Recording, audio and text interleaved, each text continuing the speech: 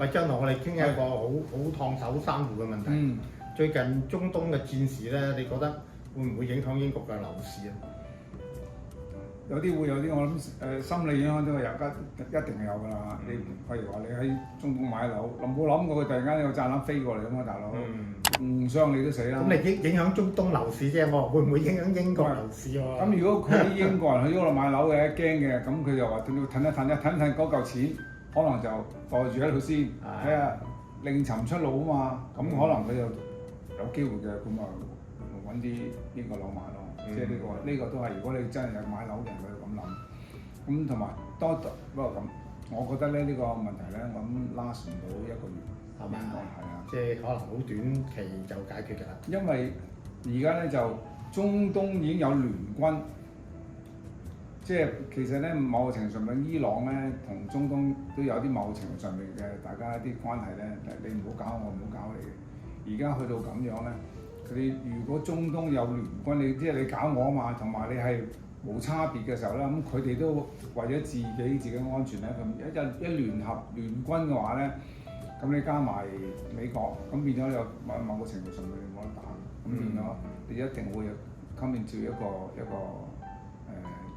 結論咯。咁變咗，我覺得每天1個月應該都即係同埋你知 Donald Trump 咧，佢可以出爾反爾啊嘛。係啊，成日 tackle 咯。但係人咧，作為人格咧就係差嘅。但係你作為處理問題咧，呢個你又唔使死去喎。佢即係你有前有後咧，你估佢唔到嘅時候咧，即係佢用一個勢利啲，即係一個勢利嘅小人。但係佢喺呢個喺戰爭上面咧，當然啦，佢縮都好啦。但係你打仗又嘥錢，又勞民傷財，其實都唔應該值得鼓勵嘅，係咪先？基本上好同意嘅，因為除非個戰事 last 好耐啦，如果係幾個禮拜或者甚至1-2個月咧，應該咧係對英國經濟一定有影響啦。但係我諗唔係結構性影響咯。好可能會刺激咗短期嘅通脹啊，甚至短期嘅利率啊咁。但係站喺英國角度嚟講咧，其實佢係好想減息嘅。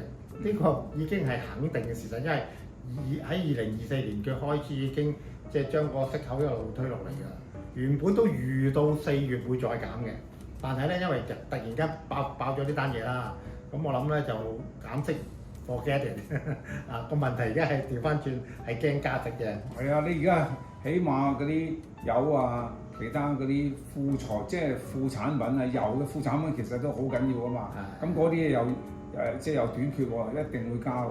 咁你洗頭水都係㗎，係嘛？清潔劑嗰啲都係㗎。咁變咗美國，我諗即係當初成日想減息，幾乎想殺咗嗰個聯儲局咁滯啦。咁但係而家都冇計。